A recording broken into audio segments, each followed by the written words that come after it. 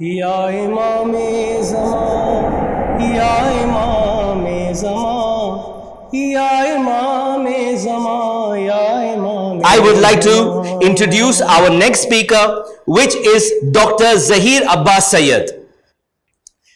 Dr. Zahir Abbas Sayyed, a general medical practitioner and with a clinical experience of 12 years, and also works as a medical officer for an insurance company as a fraudulent expert. And he has also an experience of hospital administration. He loves to play cricket and is very passionate about it. His vision to uplift the community with his expertise and knowledge is utmost. And now with a loud salawat, I would like to call Dr. Zahir Abbas Sayyed to deliver his lecture on the 12 Talks program. And his topic is the belief of Imam Mahdi Ajjalallahu Ta'ala Farajul Sharif in the common belief in all Muslims. Bar Muhammad wa Ali Muhammad salawat. Auzu billahi minash shaitanir rajim. Bismillahir rahmanir rahim. Surah Bani Israel, verse number 71. Bismillahir rahmanir rahim. Yawma nad'u kulla unasim bi imamihim. This ayat clearly states that Allah will call every people with the imam. So there are traditions in numerous books and different sects of community or Islam, but this ayat clearly states that on the day of judgment every people will be called with their imam. So it means that having an imam for oneself is obligatory. You should have an imam, as the ayat of Quran clearly states that on the day of judgment you will be called with their imam. So in Muslim community there are 73 sects, in which every group has their different imam. Sunnis have their 4 imams, Shias have 12 imams, and Dawudis and Ismailis have their own number of imams. So the question is, what is correct and what is true? How many imams should be there? So there are numerous traditions in the books of Muslims. We can prove that there are 12 imams which has to be followed. Muhammad ibn Abdullah Khatib al-Tibrizi mentions in his book Miskatul Masabih. The reporter says, I heard the apostle of Allah say that the Islam should now cease to be glorious up to 12 caliphs, everyone them from being Quraysh. And the affairs of men will not cease to decline so long as 12 men will rule over them. Muslim Ibn Hajjaj in his book Sahih al-Muslim states that the affairs of the people will continue to conducted as long as they are governed by the 12 caliphs, each of them being from Quraysh. So again and again in their books, in their traditions, it has been mentioned that the Islam will be ruled over by 12 caliphs, which will be from Quraysh. Abu Isa Muhammad ibn al-Tirmizi in his book Sunan al-Tirmizi states that I will be followed by 12 khalifas, all will be Quraysh. From all these above traditions, we can conclude that there will be 12 imams, which majority of Muslims declare that there is no need of imam. Another question arises from the community is, there is no need for guidance, that imam should be there for guidance. So, highlighting this aspect, there is an incident, there is a very interesting incident which I would like to narrate over here. One of the companions of Imam Jafar Sadiq alayhi salam, Yunus ibn Yaqub, he said during the season of Hajj, he along with himself, other companions were present with Imam. Suddenly, Hisham ibn Hakam entered the gatherings and he approached towards Imam. So Imam Jafar Sadiq alayhi salam, he paid utmost respect towards him, and he showed respect towards him. He called and sat him nearer to himself. So after seeing all this, the Imam felt that some people might feel displeased with this, as he is showing most respect towards him. So then Imam, pointing towards Hisham, wholeheartedly said that this young man helps us with his arguments, speech and debates. Then he said, "Oh Hisham, just tell us the story about Basra, where you had a conversation with Amr ibn Ubayd." So Hisham ibn Hakam said, "My tongue has no power to say in front of you, and I feel ashamed to say something in your presence." Then Imam said, we desire this from you and you have to obey our commands. So under these circumstances, Hisham ibn Hakam narrated the story of Basra. So it's a very interesting point, and how we should start the debate and how we should debate with the others.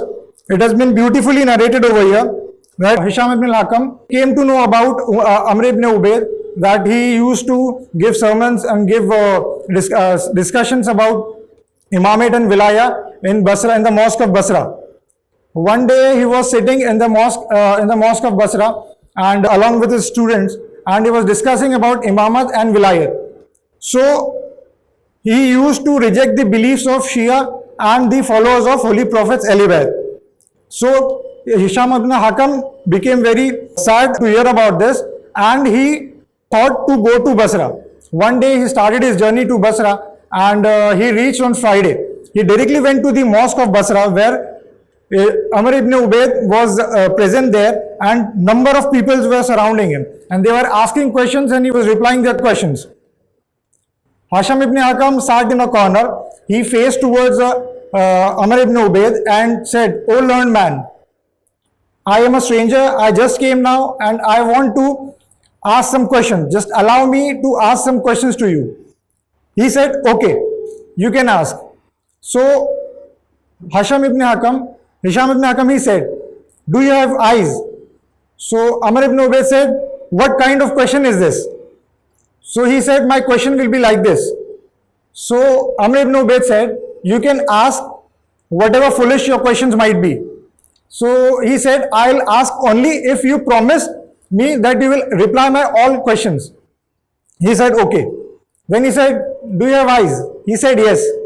"What do you do with that?" He said, "I see with my eyes and I can differentiate between the images, pictures and colors." Okay. The next question was, "Do you have a nose?" He said, "Yes." "What do you with that?"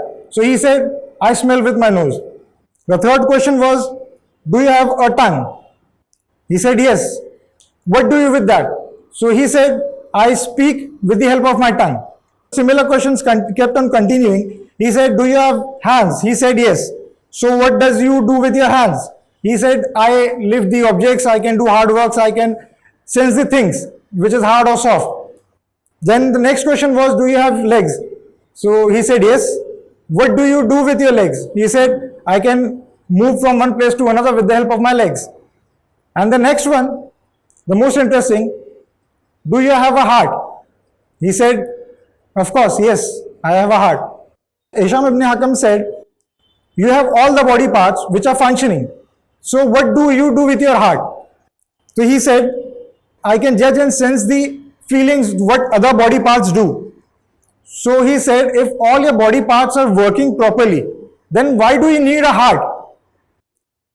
So Amr ibn Ubayd said, "Suppose if some of the body parts are not doing their actions properly, not doing their acts properly, if they are doing suspicious activities.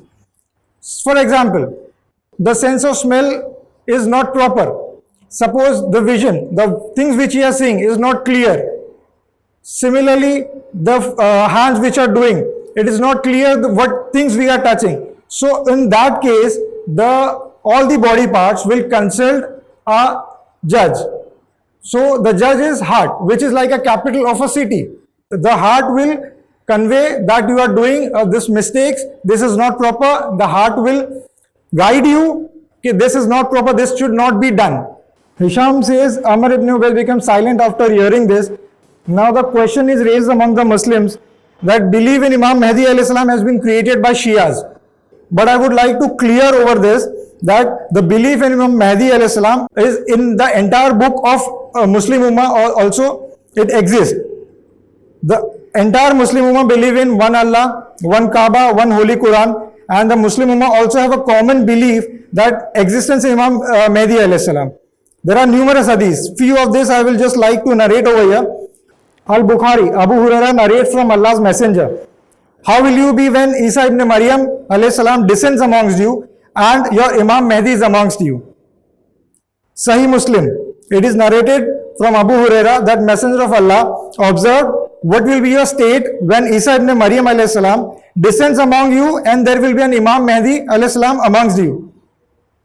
Abu Dawud, the author, records the following tradition in relation to Imam Mahdi alayhi salam.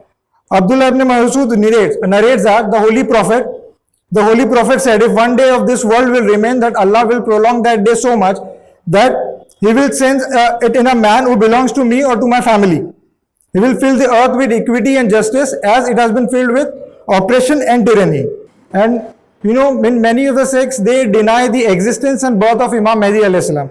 I would just like to highlight on this that every Muslim believe that one day Imam Mahdi alayhi salam will come and destroy the evil government. He will establish just government of Allah and fill the earth with justice and tranquility. But few of them deny this. What is the reason behind this for denying the existence and birth of Imam Mahdi alayhi salam? Ibn Hajar Makki writes in his book Sawa'iq al-Muharrika with respect to Imam Mahdi alayhi salam, Imam Hassan Askari alayhi salam was martyred and he left one son named Abul Qasim Muhammad al-Hujjar, and at that time his age was 5 years, and Allah has given him imamat at this tender age. He is also called as Qaim Muntazir. It is said that he is in Gaibat and people don't know where he is living. The moment it is accepted that Imam Mahdi alayhi salam is born, everyone will ask, who is his father? So the answer will be Imam Hassan Askari alayhi salam. Everyone believes that Imam will come and he will just fulfill this earth with justice. So everyone knows that Imam is Barhaq and Imam is appointed by Allah. So the same thing, if they believe that Imam is born and who is his father, Imam Hassan Askari alayhi salam, so then they have to believe, unko ye believe karna padega that Imam Hassan Askari alayhi salam was an appointed Imam from Allah and he was on truth, वो बरहक थे, and उनके against में जो भी हुकूमत थी, हुक्मरान थे और जो निज़ाम था वो बातिल था, तो उनको वो मानना पड़ेगा. उसी तरीके से ये सिलसिला ऐसा चलता जाएगा और फिर जब ये पहले इमाम अली अलैहि सलाम पर आएगा तब भी उनको ये मानना पड़ेगा कि जो हुक्मरान जो थे और जो निज़ाम था वो बातिल था, क्योंकि इमाम बरहक है और इमाम जो है वो अल्लाह की तरफ से मुंतखब किया गया है. तो उनको ये मानना पड़ेगा कि जो हुक्मरान है और जो निज़ाम था वो बातिल था. Just to suppress the tyrant leaders, the Muslim community, they deny the existence and birth of Imam Mahdi alayhi salam. Wassalam. May Allah hasten his reappearance. इसलिए खाके शिफा से लिखा है, जरूर होगी नायत इमाम आखिर की.